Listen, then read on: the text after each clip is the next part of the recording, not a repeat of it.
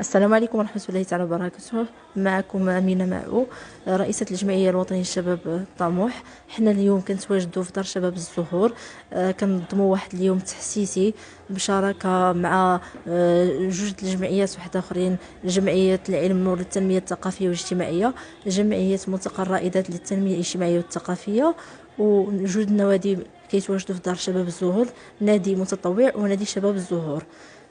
بالنسبة لهذا اليوم التحسيسي جاء بمناسبة الذكرى لواحد 81 لتقديم وثيقة المطالبة بالاستقلال تحت شعار طرق آمنة حياة أفضل.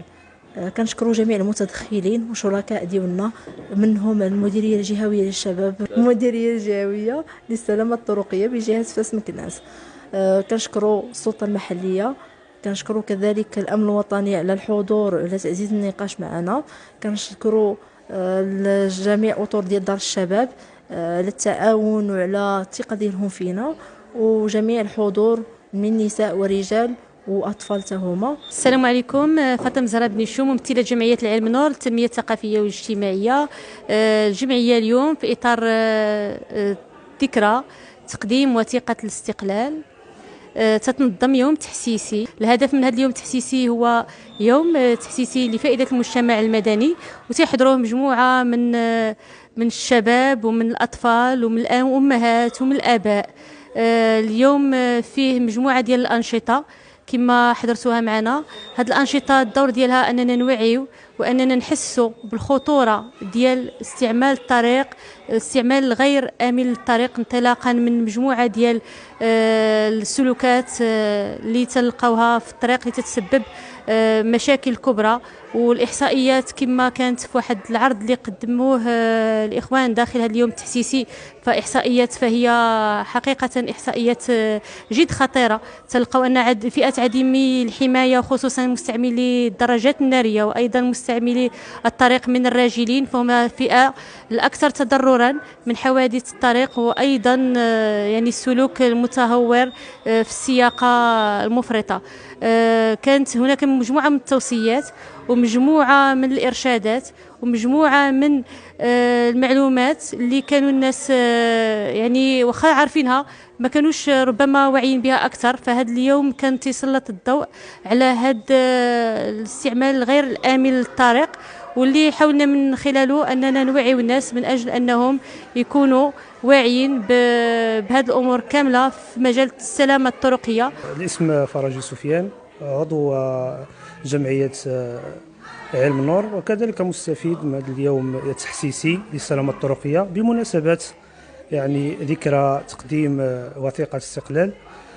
نظمت مجموعة من الجمعيات المجتمع المدني هذا اليوم التحسيسي لفائدة الأطفال وأبائهم وكذلك مرافقيهم وأيضا ذوي الاحتياجات الخاصة، من أجل الاستفادة من بعض المعلومات والمعطيات التي تم تقديمها من طرف منشطين يعني دار الشباب، وأيضا من طرف يعني منظمين يعني هذا اليوم التحسيسي.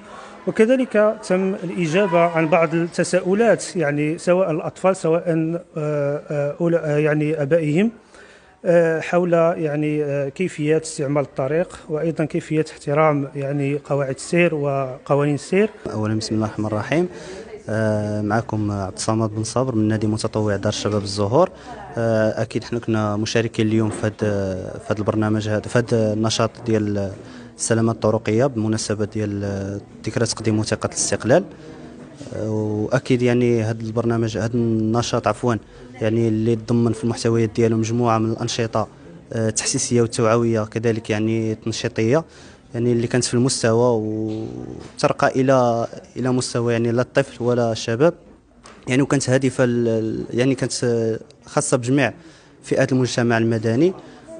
ويعني جد سعداء اننا نكونوا من المشاركين ديال في هذا النشاط. السلام عليكم ورحمة الله وبركاته. اسمي علي علمي وهبي. دابا خصنا نقاطعوا الشنطي مع بابانا ومامانا. هذه اولا. ثانيا ما خصناش نجريو في الشنطي بلا بابانا ومامانا. ثالثا خصنا نديرو الصمتة باش ما شو الا ما درناش الصمتة غادي يجينا عندنا البوليسي وغادي يخلصنا بحال كي غايدير لنا بينيسيون.